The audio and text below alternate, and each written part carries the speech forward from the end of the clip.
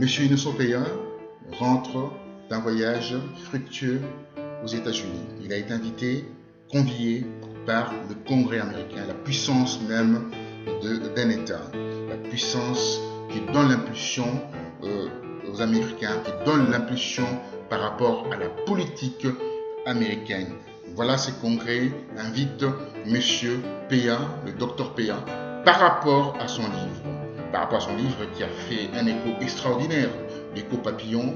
On le retrouve aux États-Unis, où le secrétariat américain, bien entendu, s'est servi aussi de ces livres pour prendre quelques matières.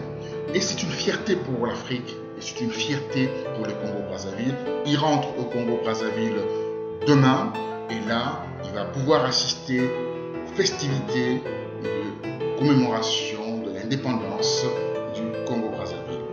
1960, 15 août, on a l'indépendance. Cette indépendance s'est traduite par cette grande démocratie que le président Sassou veut mettre en place. Voilà, il y a quelques velléités pour la modification de la Constitution.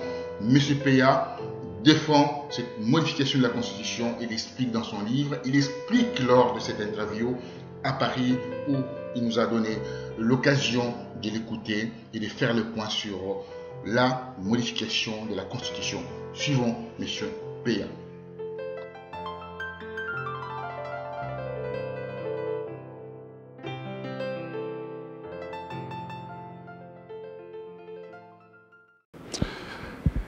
Amis téléspectateurs, bonjour. Nous sommes dans l'Institut du monde arabe. Vous savez, quand on parle de l'Institut du monde arabe, c'est là où on a commencé la civilisation. La civilisation mondiale n'a jamais commencé dans l'Occident, c'est qu'on peut dire, mais la vraie civilisation, ça a commencé dans le monde, dans le pays arabe, où on a appris les mathématiques, et les mathématiques, c'est l'évolution, l'astronomie, l'astrologie. Alors nous sommes, par référence même, dans l'Institut du monde arabe pour recevoir Monsieur Innocent Peya. Innocent Peya, un homme qui est scientifiquement aujourd'hui reconnu par rapport à son ouvrage que nous avons aujourd'hui ici, que nous allons encore une fois en parler.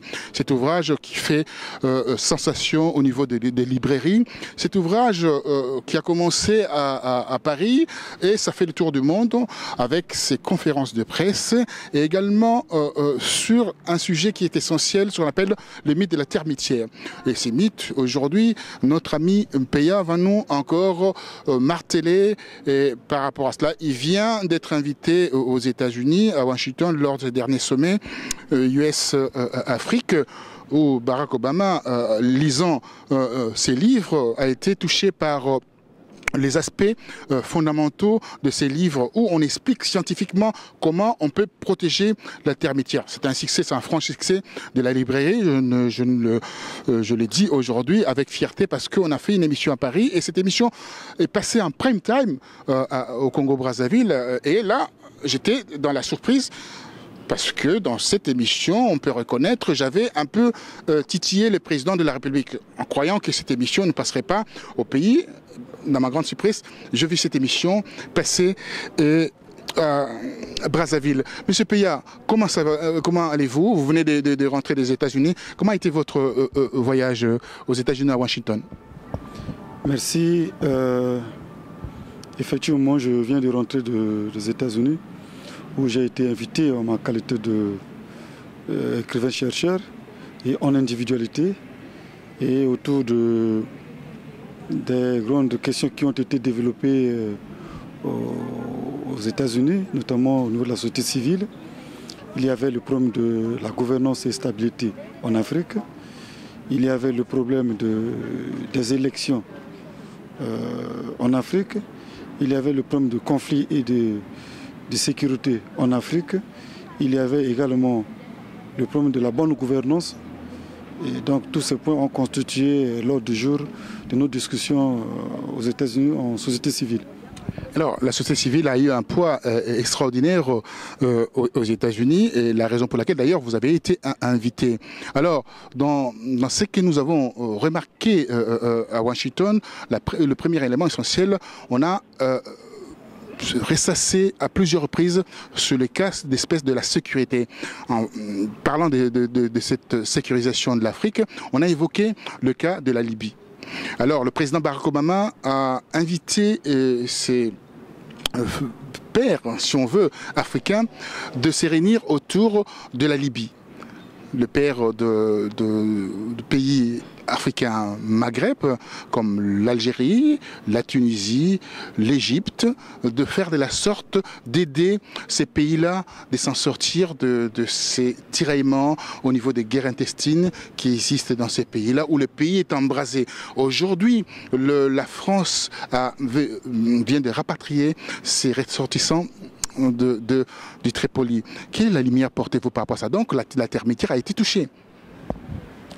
Bon, vous constatez avec moi que l'ensemble des points que je venais d'énumérer tout à l'heure et qui ont constitué notre ordre du jour au sommet de la société civile à Washington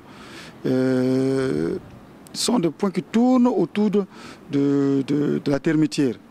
Donc cela veut dire que quand vous constatez au niveau de la termitière, je vous ai dit tout à l'heure que j'ai parlé de la gouvernance et de la stabilité, j'ai parlé des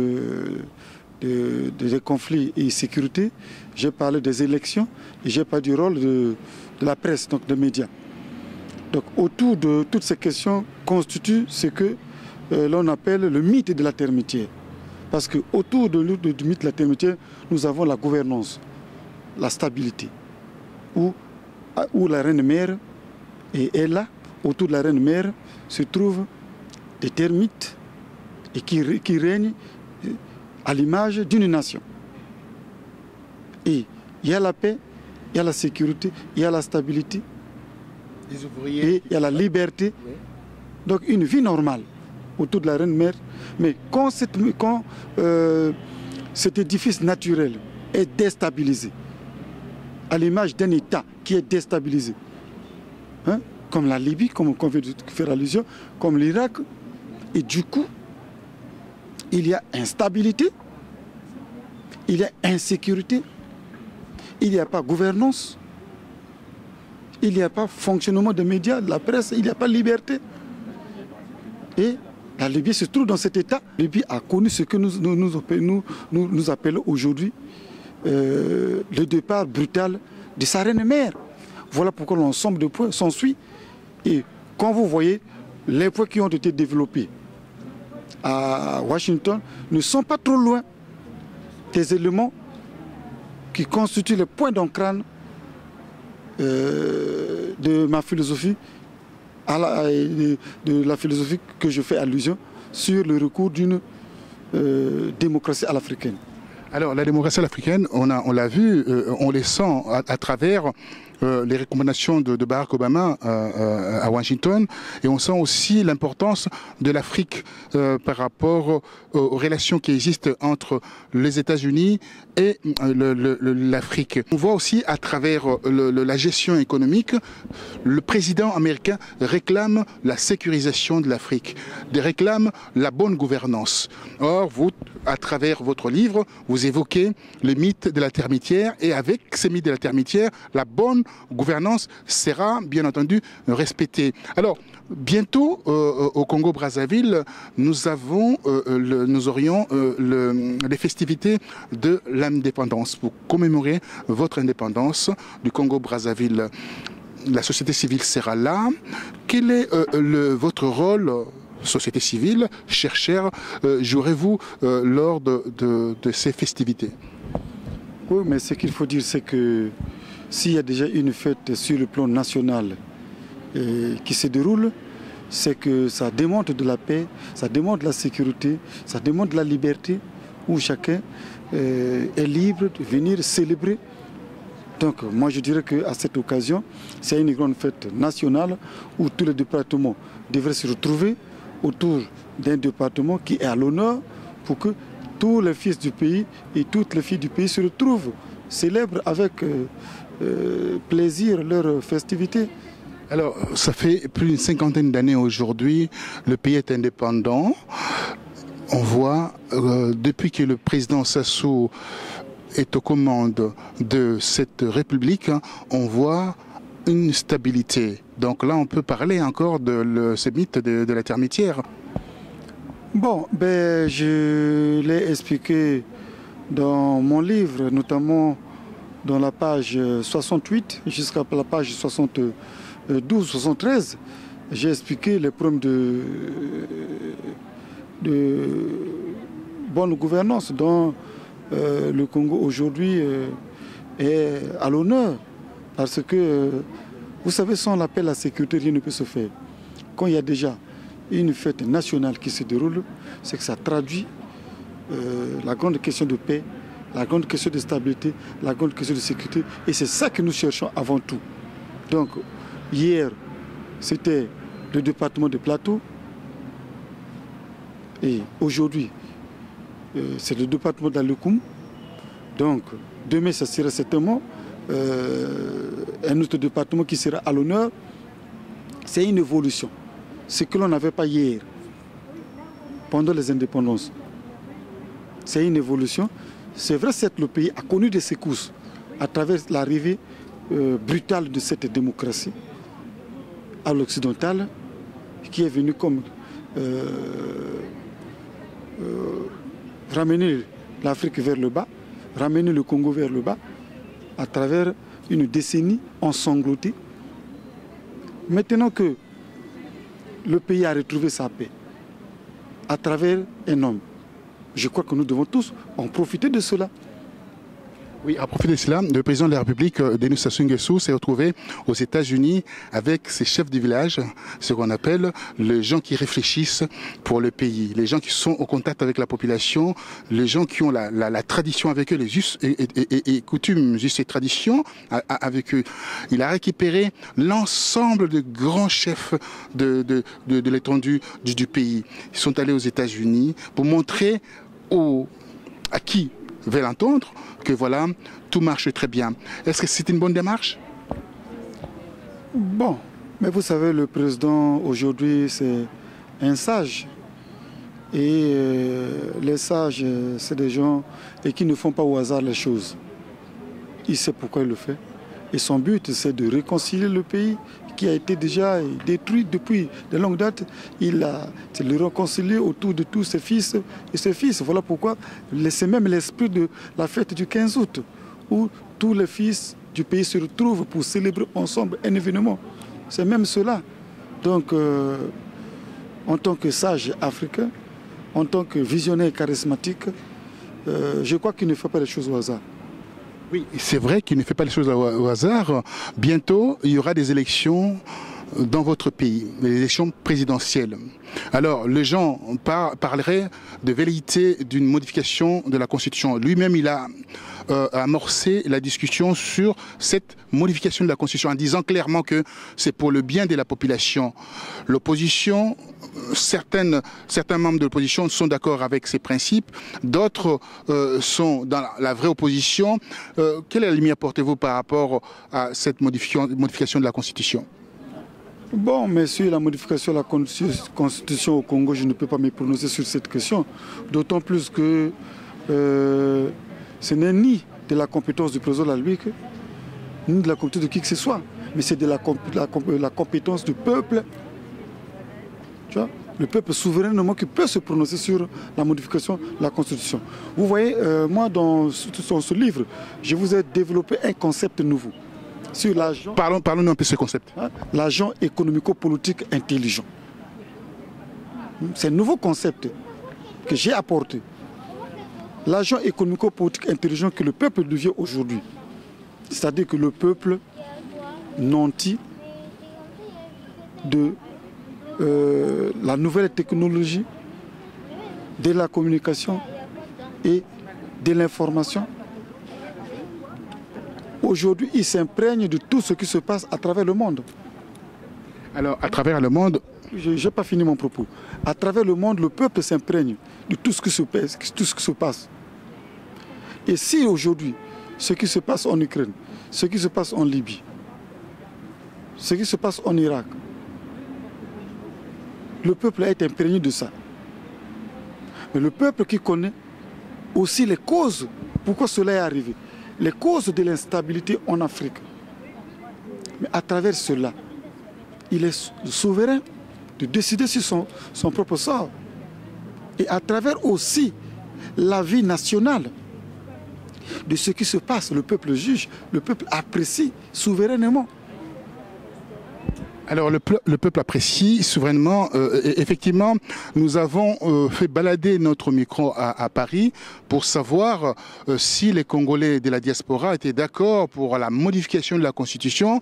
Dans notre grand étonnement, on s'est trouvé avec des gens qui veulent que cette Constitution qui date de très très longtemps, de 50 ans, 40 ans même, devait être modifié. Quelle est la lumière portez-vous par rapport à la réaction de la diaspora la diaspora qui est d'accord par rapport à cette modification de la Constitution? Ils sont libres d'apprécier, la diaspora, ils sont libres d'apprécier. Je vous ai dit tout à l'heure que, d'ailleurs je l'ai cité même dans mon exemple, qu'il n'y a que ceux qui vivent la sécheresse du désert qui peuvent dire aux autres l'irremplaçable valeur de l'eau. Donc, si au niveau de la diaspora,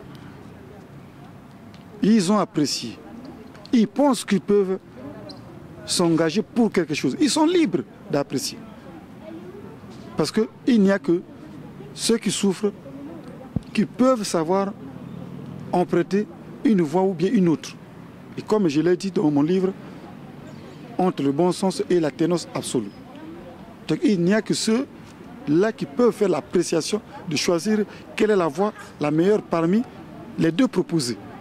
Nous avons la voie du bon sens et nous avons celle de la ténance absolue. Donc les uns les autres sont libres d'apprécier. Et d'autant plus que les réalités de l'histoire se répètent. Alors, comme les réalités de l'histoire se répètent, on voit aussi les éléments qui pointent à l'horizon. On voit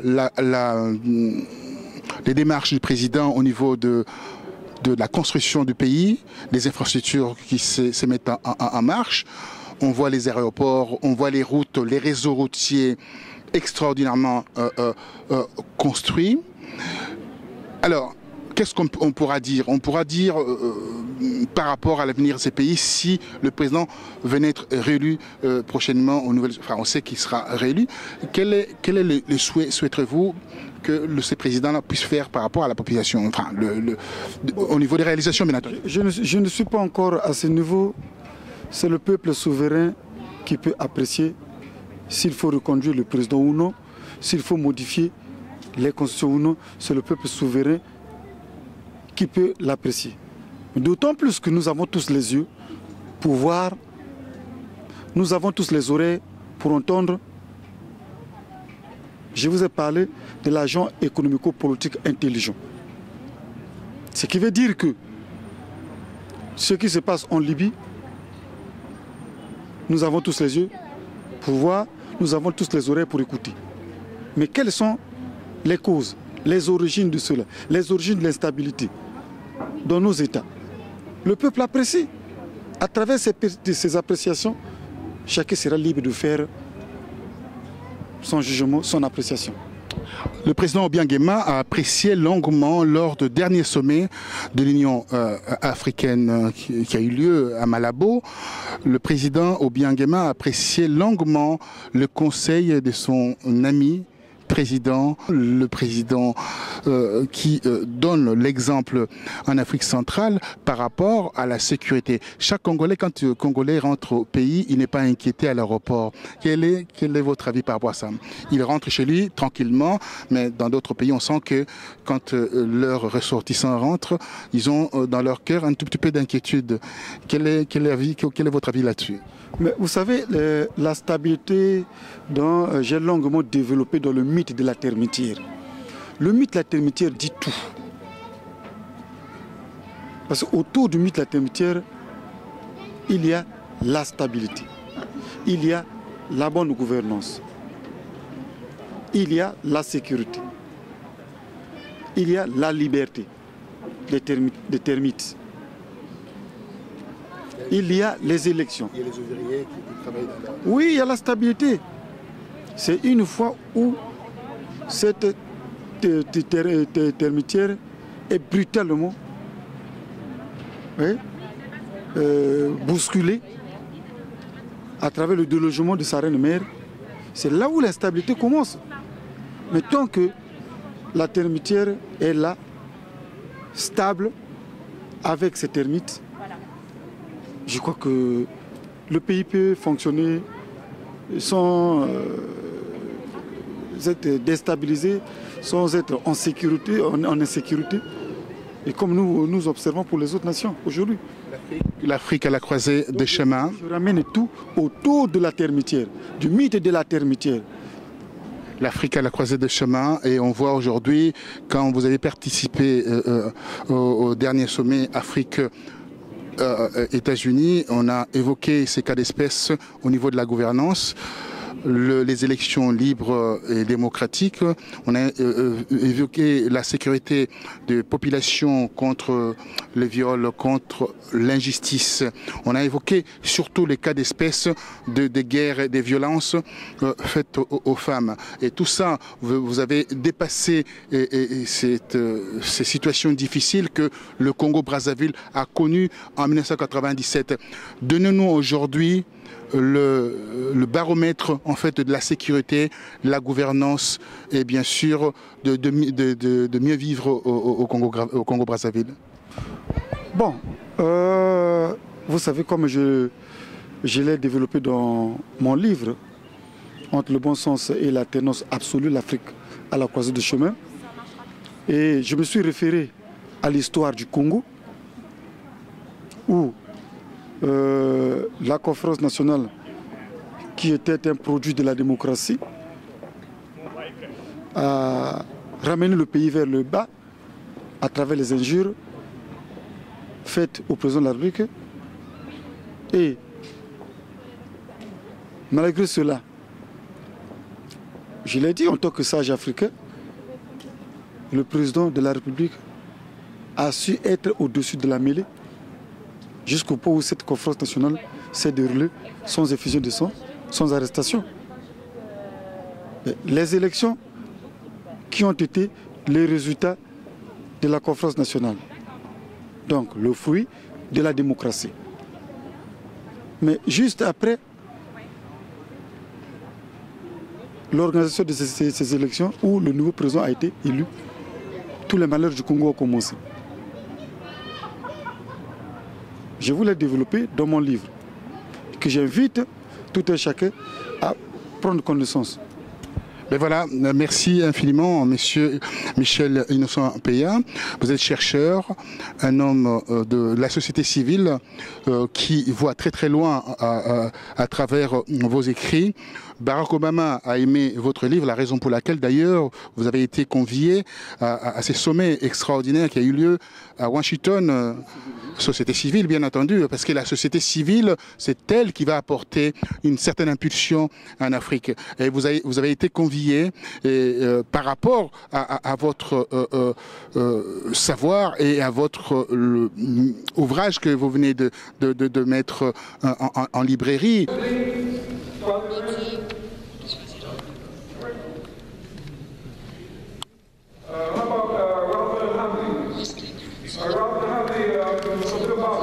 Donc elle nous oblige à nous placer à équidistance entre une classe dirigeante dont nous faisons nous-mêmes partie et dont nous devons rendre compte des actions.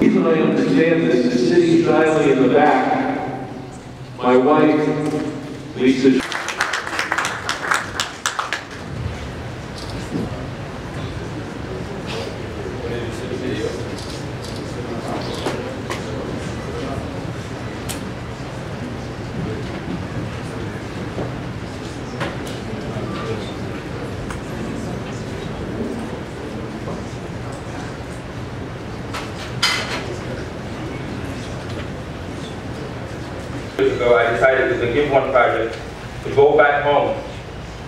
In many countries in Africa today, more than 16 countries, Give One Project is present with incubator programs helping the young people to create their own wealth.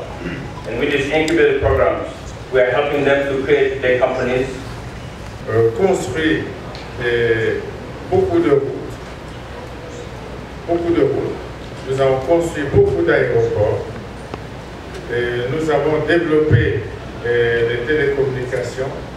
Et en ce moment, nous avons capté la fibre optique pour diffuser la fibre optique à travers tout le pays.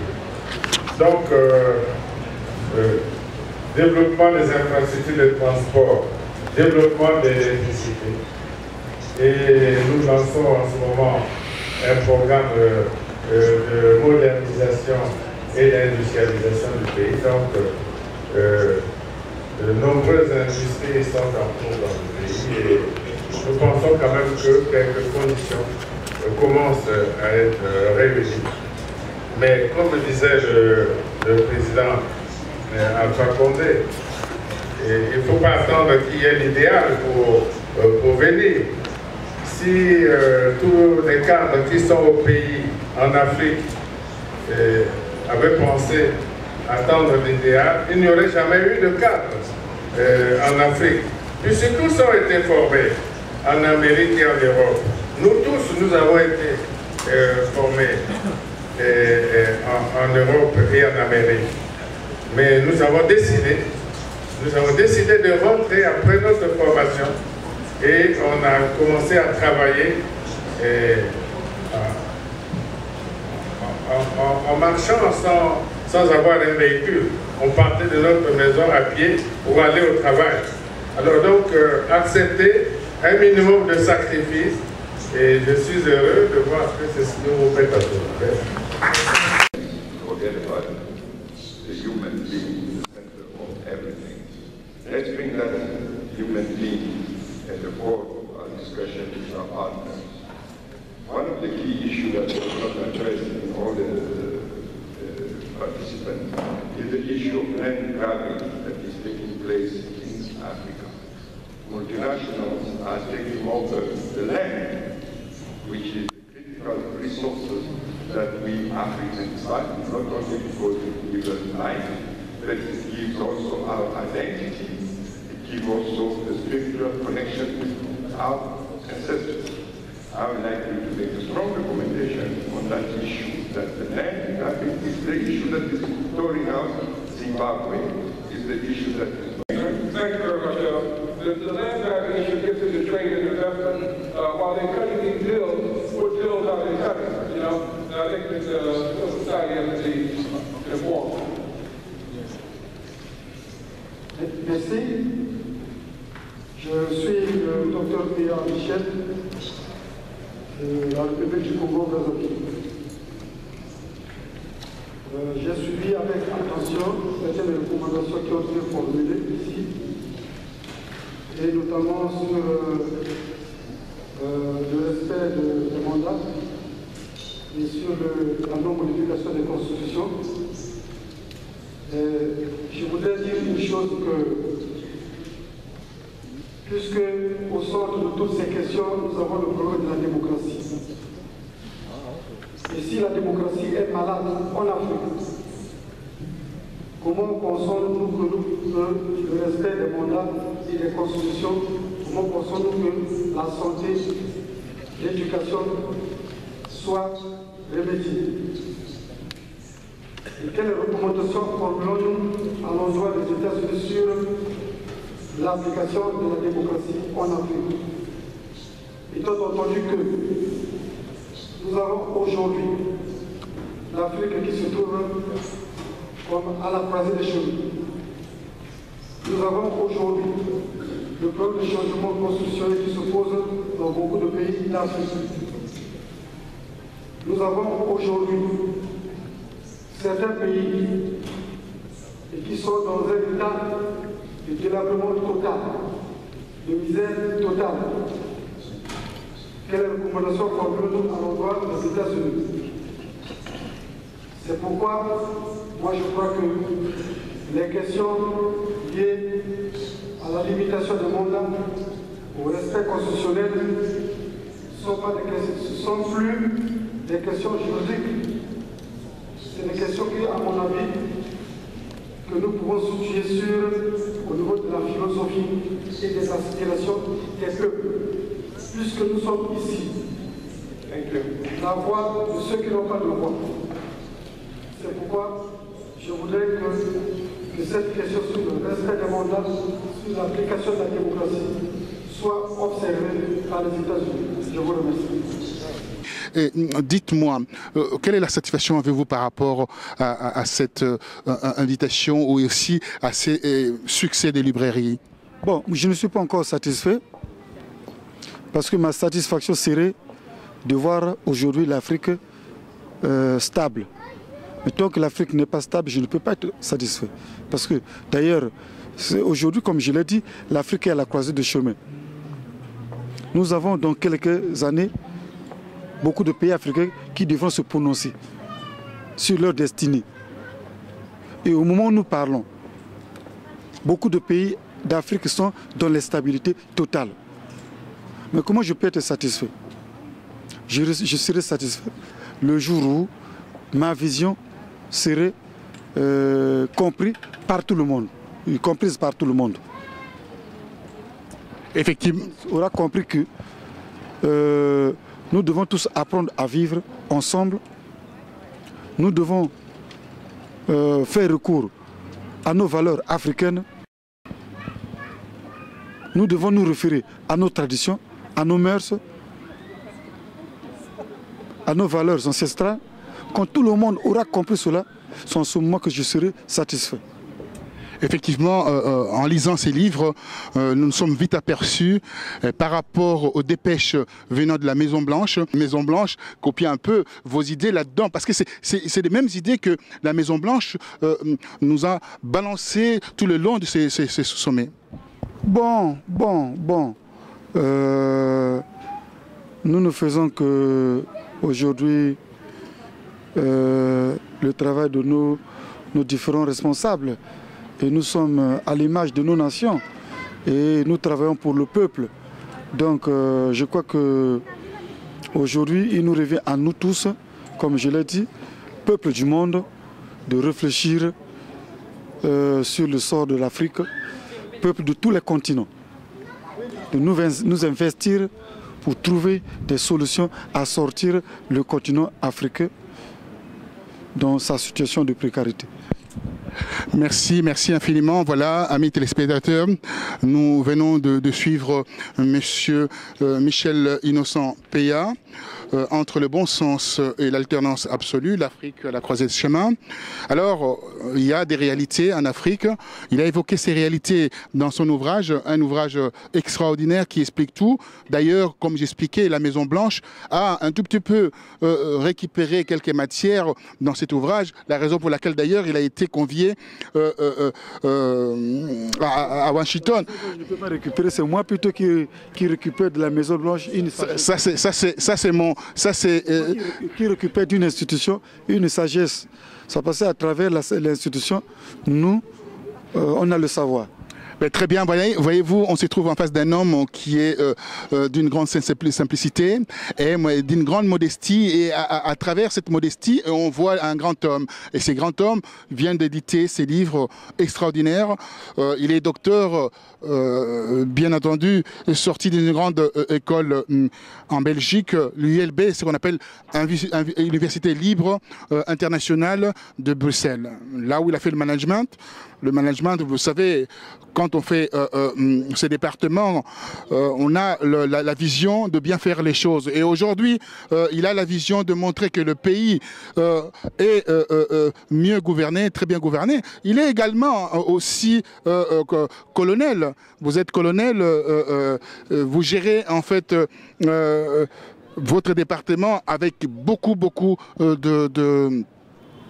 de fermeté aussi et beaucoup de compétences. Je tenais à vous remercier. Vous rentrez à Brazzaville d'ici là pour aller assister aux commémorations de l'indépendance du Congo-Brazzaville. Je vous souhaite bon retour chez vous à Brazzaville. Oui, merci beaucoup pour clore mon propos. Je voudrais profiter d'ailleurs de cette occasion à travers le livre Entre l'alternance absolue et le bon sens, les deux chemins que j'ai présentés aux lecteurs. Je voudrais attirer l'attention des uns et des autres. Je voudrais aussi démontrer que la paix est un facteur capitale de la vie d'un homme. Et au jour le jour, la paix d'un homme est menacée. Au jour le jour, la paix d'un homme est menacée. Donc, ce qui est pour nous important, c'est de préserver les acquis que nous avons aujourd'hui à travers les autres pays d'Afrique qui sont encore stables, afin que, ensemble, nous conjuguons des efforts pour aider les autres pays qui sont instables, qui sont plongés dans le malheur, qui sortent de ces situations. Et comme d'ailleurs a commencé le président de la République pour la Centrafrique. Donc c'est un exemple, c'est un modèle que les autres nations doivent suivre, les autres pays d'Afrique doivent suivre pour que nos États qui sont aujourd'hui en conflit retrouvent la sérénité, la paix, la quiétude. Merci, merci à vous, merci infiniment. Bon retour à Brazzaville. Merci à vous. Merci aussi à vous de m'avoir honoré. Merci. Merci infiniment.